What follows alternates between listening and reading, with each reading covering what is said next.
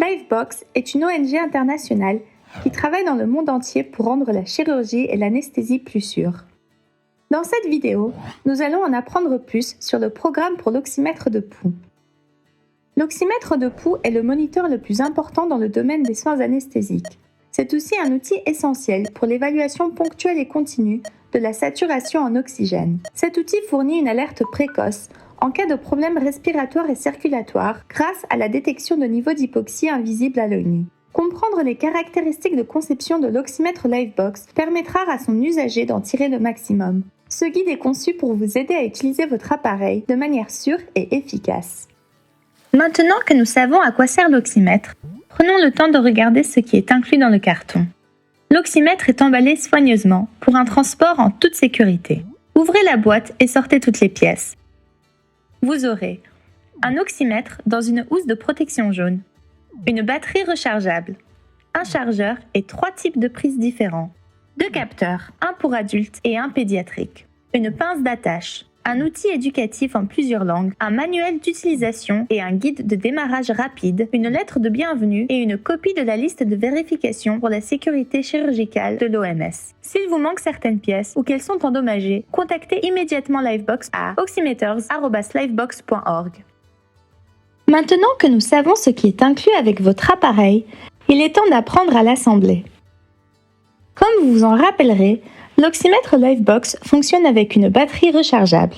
Celle-ci a été spécialement conçue pour l'oxymètre Livebox et ne fonctionnera ainsi avec aucun autre appareil. Pour installer la batterie, vous devez tout d'abord ouvrir le boîtier. Retournez votre appareil de sorte à ce que l'écran soit vers le bas et retirez l'étui de protection jaune jusqu'à ce que vous voyiez une flèche.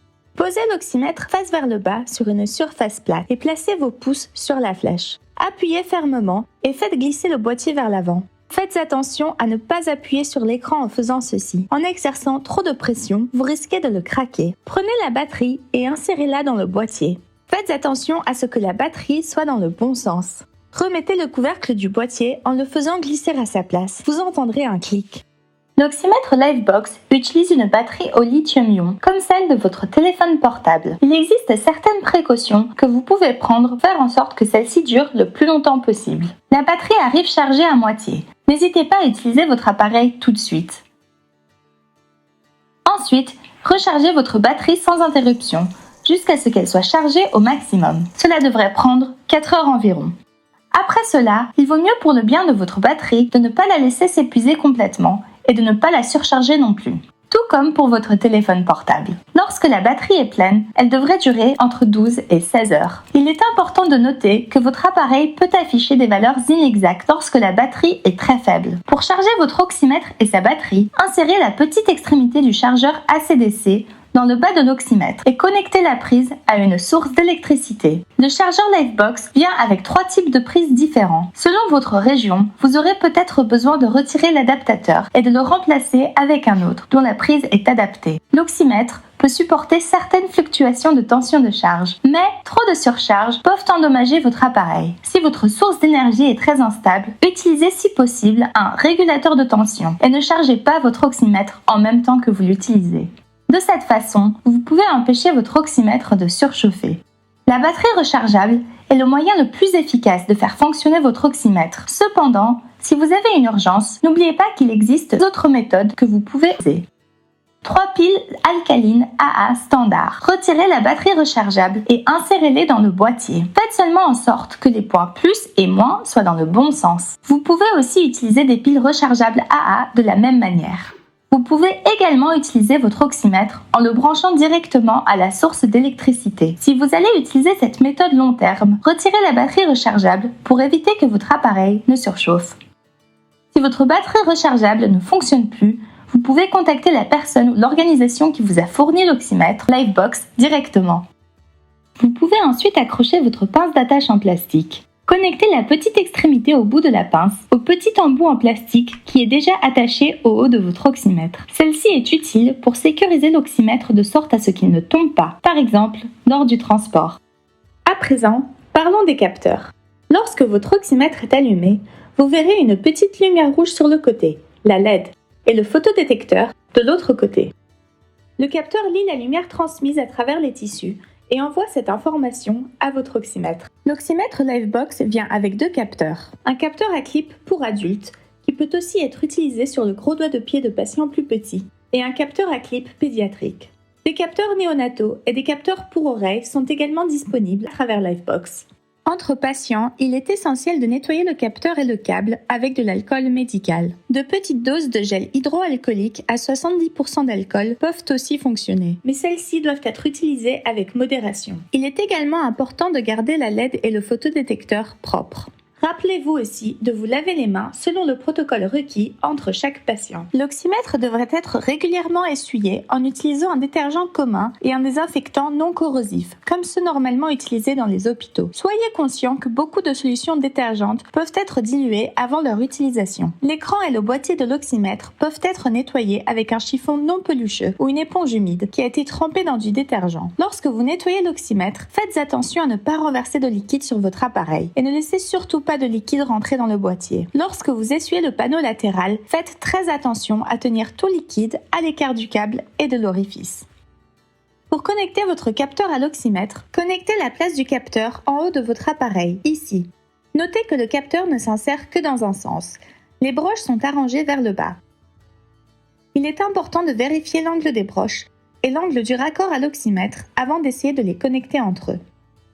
Si vous forcez le capteur à l'envers, vous allez abîmer les broches et le capteur ne sera plus en mesure de fonctionner. Lorsque vous déconnectez et connectez les capteurs, agrippez fermement l'embout. Ne tirez pas sur le câble pour empêcher les petits fils à l'intérieur de se casser. Testez le capteur sur votre propre doigt avant de ne l'utiliser sur un patient. En supposant que vous soyez en bonne santé, vous devriez obtenir des valeurs normales pour votre saturation d'oxygène et votre fréquence cardiaque. Maintenant que vous savez comment assembler votre oxymètre de pouls, parlons des réglages. Le premier bouton que vous devez reconnaître est celui-ci, votre commutateur marche-arrêt. Pour allumer votre appareil, appuyez et maintenez fermement jusqu'à entendre un bip. Pour l'éteindre, appuyez et maintenez fermement jusqu'à ce que l'écran s'éteigne. Juste au-dessus se trouve le bouton qui vous permet d'activer ou de désactiver la courbe de plethysmographie. Vous pouvez lire cette courbe pour obtenir des informations additionnelles sur la circulation de votre patient. Pour plus d'informations, rendez-vous sur le site Livebox dans la section des outils éducatifs à livebox.org. De l'autre côté se trouve le bouton qui ouvre le menu. Le bouton du milieu, ainsi que le haut et le bas, vous permettent de faire défiler les options dans le menu. Dans le menu, vous pouvez changer certains réglages, comme le volume du bip et les limites de l'alarme. Pour plus d'informations, consultez le manuel d'utilisation. Le bip de l'oxymètre varie en fonction de la saturation en oxygène. C'est une seconde paire d'yeux et d'oreilles et nous recommandons que vous gardiez le bip de l'oxymètre audible en tout temps. Sous le menu se trouve un bouton qui peut silencer l'alarme de l'oxymètre, mais seulement pendant 120 secondes. L'alarme se met en marche lorsque le SpO2 ou le pouls tombe en dessous de la valeur réglée, sauf si vous avez mis votre appareil en silencieux. Concentrons-nous maintenant sur l'affichage. Il n'y a pas de bouton sur l'affichage. Il est important de s'en rappeler car trop de pression sur l'écran peut l'endommager. Sur l'écran, vous verrez la valeur du SpO2 ainsi que le pouls ou le rythme cardiaque. N'oubliez pas que vous pouvez appuyer sur le bouton en haut à droite pour obtenir la courbe de plethysmographie. Vous verrez aussi que l'écran pivote. Si vous tournez votre oxymètre de 90 degrés, l'affichage suivra. Un autre point important concerne le bon entretien et la réparation de votre appareil. L'oxymètre de pouls Livebox a été spécialement conçu pour une utilisation dans des milieux difficiles. Il ne requiert donc pas de configuration, est facile à nettoyer et est robuste. Cependant, si vous avez un problème avec votre appareil, il est vital d'en parler à quelqu'un. Ne laissez pas votre oxymètre accumuler la poussière dans un placard, là où il ne peut ni vous aider, ni aider vos patients. L'oxymètre de pouls Livebox est sous garantie. 2 ans pour l'appareil et 1 an pour chaque capteur. Si votre oxymètre n'est plus sous garantie, il peut encore être possible de le réparer. Vous pouvez nous contacter à l'adresse indiquée sur le côté de l'appareil. Nous savons à quel point vous travaillez dur pour offrir des soins à vos patients et nous sommes très reconnaissants que vous ayez pris le temps de regarder cette vidéo. N'hésitez pas à nous contacter si vous avez des questions. Et de la part de nous tous à Livebox, merci.